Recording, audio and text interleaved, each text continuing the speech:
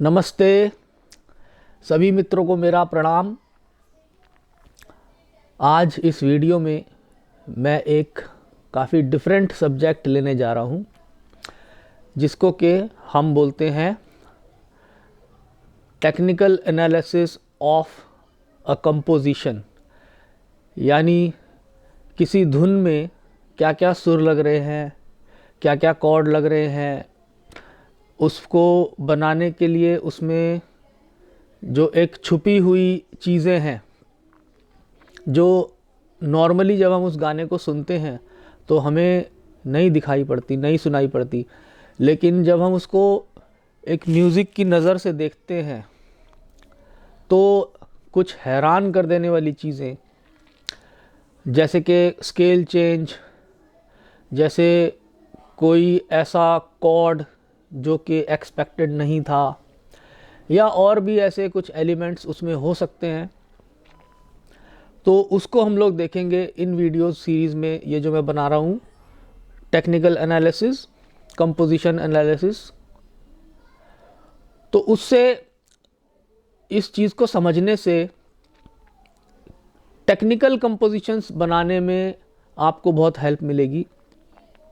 यानी जैसे आपको पता है कि ए माइनर के बाद जी और एफ़ आ सकता है, ऐसे ही जब आपको पता चलेगा कि ए माइनर के बाद एफ़ सेवन्थ भी आ सकता है, या और कोई ऐसा कॉर्ड, या कोई स्केल चेंज करने का तरीका, कितने स्केल चेंजेस हम कर सकते हैं, किस किस तरीके से स्केल चेंज हमारे पुराने लोगों ने किए, तो वो फिर हम भी उन चीज़ों को यूज़ कर पाएंगे।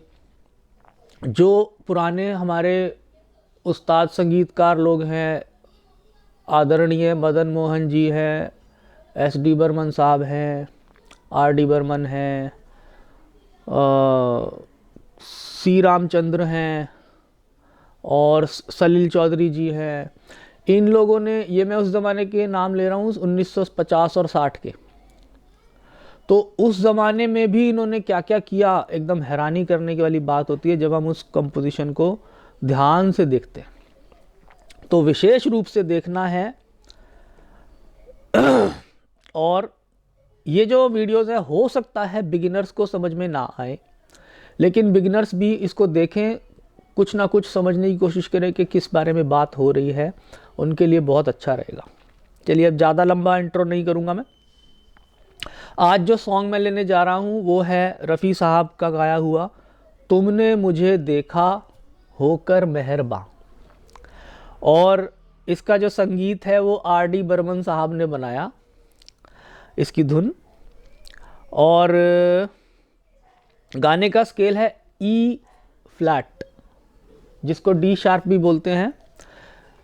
आपको सीधा सीधा दिखाने के लिए मैंने ये इंस्ट्रूमेंट रखा हुआ है। ये हुआ आपका डी शार्प। ज़्यादा बेसिक नहीं करूँगा, मैं मान के चल रहा हूँ आपको डी शार्प, एफ माइनर सब पता है। तो गाना शुरू होता है ई फ्लैट से और उसके बाद चला जाता है, स्केल चेंज होता है। स्केल चेंज का मतलब होता है सा बदल जाता है गाने का। जैसे आप ई फ्लैट में गा रहे हैं, सा बदल जाएगा अंतरे में, वो एफ माइनर हो जाएगा। फिर उसके बाद छोटे छोटे स्केल चेंज भी हैं इसके अंदर, जैसे कि गाना जी शार्प में जाता है, उसके बाद फिर ई शार्प, यानी 3 स्केल में गाना है। तो गाना शुरू होता है ऐसे, और जो इसकी स्थाई है वो पूरा ई फ्लैट में चलती है।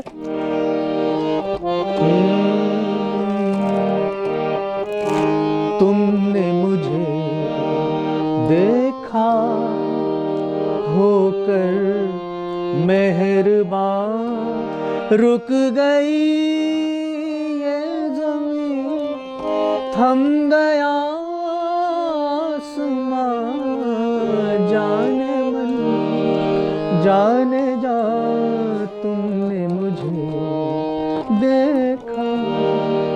तो यहाँ तक जब आप इसके सुर देखेंगे, हमें 2 चीज़ों को देखना होता है इसको समझने के लिए। सरगम को भी देखना होता है और वो उसको भी देखना होता है, सी डी ई एफ में वो कहाँ चल रहा है, इंडियन और वेस्टर्न दोनों को देखना होता है। तो जब हम यहाँ से इसकी सरगम को देखते हैं तो नॉर्मल शुद्ध सुरों में गाना चल रहा है, कुछ भी डिफरेंट नहीं है।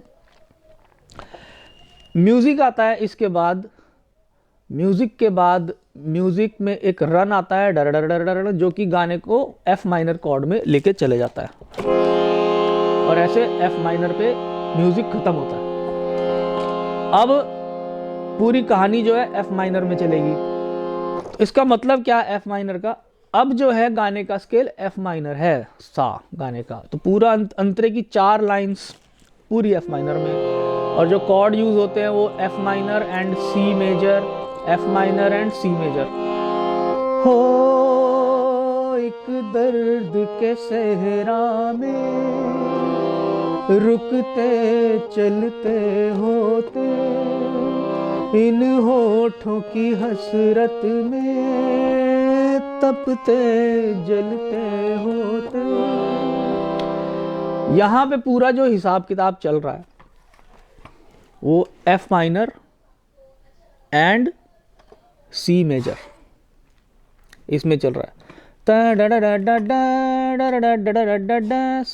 ये जो है ना, अगर इसके बजाय सारे गा मा पा, एफ माइनर मतलब सारे कोमल गा मा पा, जो कि हमारा पहला वाला स्केल ये था सा रे गा मा पा, ये सब शुद्ध था, सा रे गा मा पा दा नी सा। लेकिन एफ माइनर का सा रे कोमल गा मा पा चल रहा है, ठीक है, ऐसे चल रहा है गाना यहाँ पे। उसके बाद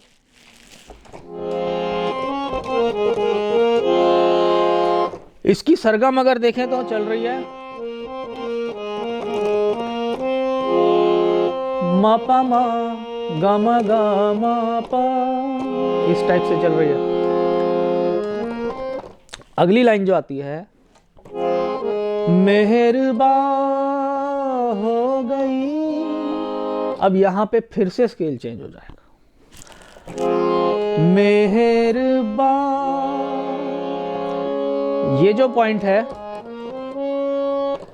एफ माइनर की नजर से अगर इसको देखें तो ये है कोमल गा मा पा कोमल धा, लेकिन इसका जो अगला आने वाला अभी आएगा वो स्केल चेंज वो है जी शार्प में, टरारारा, ये वाला जो पार्ट है ये इस यहाँ पे इस गाने का स्केल है जी शार्प, हो गई यहाँ पे। तो जी शार्प का ये जो पार्ट है सारे गा मा है, देखिए इसके ऊपर सॉरी ये क्या है ये है एफ माइनर का गा कोमल मा पा कोमल धा, लेकिन जी शार्प मेजर का ये है सा रे गा मा। इसको जो एक ही फ्रेज जब दो अलग अलग स्केल्स का कॉमन होता है, ठीक है, उसको बोलते हैं पीवॉट, पीवॉट यानी कि कॉमन पार्ट। फॉर एग्जाम्पल इसको हम सा से गाएंगे, एफ से गाएंगे तो गा गा मा पा धा, लेकिन इसी को अगर जी शार्प से गाएंगे तो सा रे गा मा, सुर वही, उसमें मूर्छना आ गई एक तरीके से, जिसको इंडियन म्यूजिक में बोलते हैं मूर्छना, तो इसको बोलते हैं पीवॉट। और ये जो पीवॉट है ना, अगर इसको आप समझ गए तो आप स्केल चेंज को समझना आपके लिए 70% आसान हो गया आपका काम। पीवॉट को समझना है स्केल चेंज को समझने के लिए, जो कॉमन, ठीक है। तो एफ माइनर का था गा मा पा धा, वही आने वाले जी शार्प का है सारे गा मा।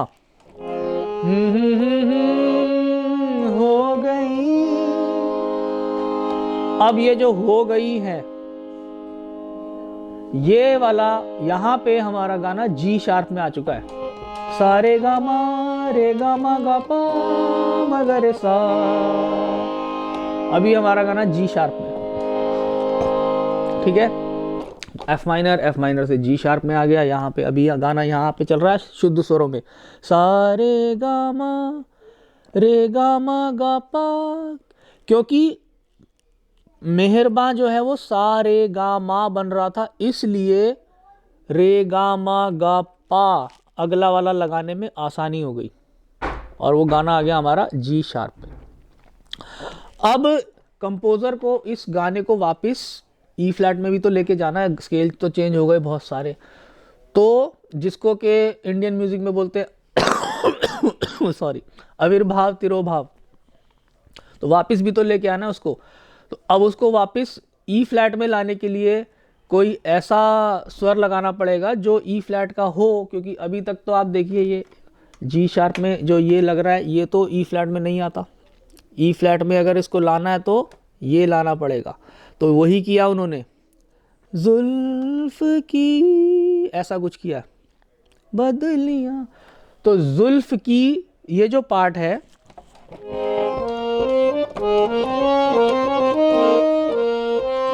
जुल्फ की, ये वाला सेक्शन, इसको अगर जी शार्प की नज़र से देखें तो ये रे गा तीव्र मा पा धा बनता है। गा मा पा मा धा पा मा गा रे सा, और फिर ये बदलिया टा नी रे नी धा पा। तो ये जो तीव्र मा चल रहा है और नी रे नी धा पा, ये सब ई फ्लैट में लाने के लिए, ठीक है। तो जी शार्प में डी नोट जब लगता है तो वो जी शार्प का तीव्र मा है, और वो भी पीवॉट है ई फ्लैट का, आने वाले ई फ्लैट का जो है वो नी है, शुद्ध नी है। अब जब शुद्ध नी आ जाता है तो सा में ले जाना बहुत आसान होता है उसको। तो मेहरबान हो गई, ये जी शार्प में है। जुल्फ की, यहाँ पे ये जो बी फ्लैट कॉर्ड यूज हो रहा है, ये जी शार्प के नज़र से देखें तो ये उसका तीव्र मा यूज करने के लिए यूज किया गया है, जो कि पीवॉट है आने वाले डी शार्प का नी है।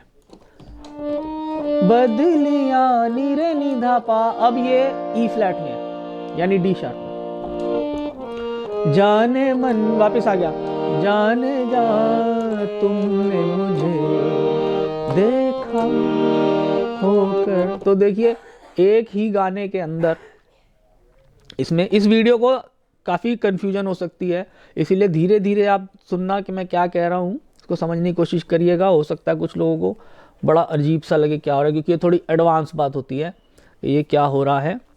लेकिन एक कंपोजिशन को समझने के लिए, जैसे आप भी आगे जब आप इसको समझ जाएं, तो अगर आप कुछ धुन बनाते हैं आगे चल के, तो आपके पास एक ऑप्शन ये रहता है कि हम उसको रे माइनर में लेके जा सकते हैं। रे माइनर यानी कि जैसे ये ई फ्लैट से इसमें आ गया एफ माइनर में, तो सा में गाना शुरू किया और उसको रे माइनर में ले जाने का एक तरीका है।